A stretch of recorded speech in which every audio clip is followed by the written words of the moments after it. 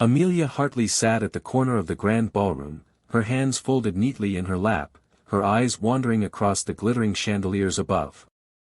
The wedding was magnificent, perhaps too magnificent for someone like her. Tall white pillars lined the hall, draped with roses and golden ribbons.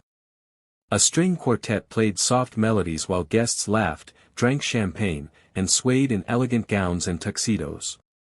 And there she was, alone.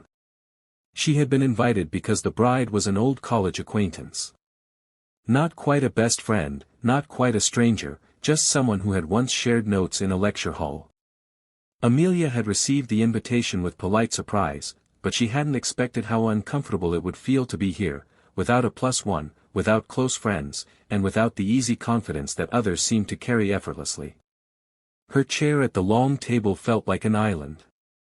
All around her, couples leaned close, whispering to each other, their fingers entwined. Groups of friends shared inside jokes, laughter spilling into the music.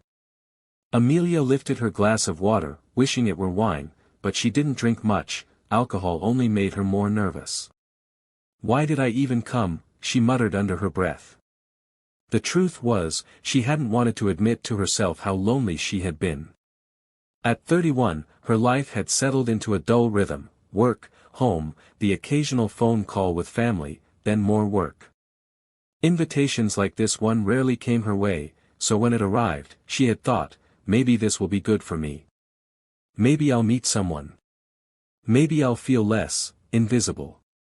But as she sat, clutching her small purse and shifting uncomfortably in her pale blue dress, she realized just how wrong she'd been. "Excuse me, is this seat taken?"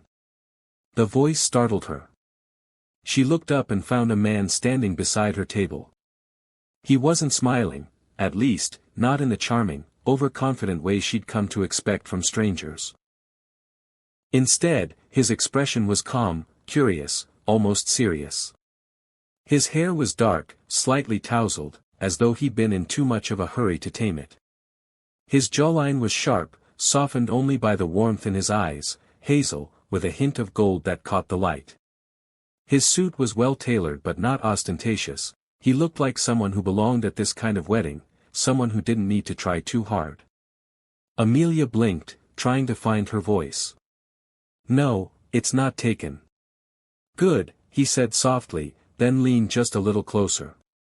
His next words came as a whisper, warm against her ear. "Pretend you're with me." For a second, she thought she'd misheard him. Her heart skipped, and she stared at him in confusion.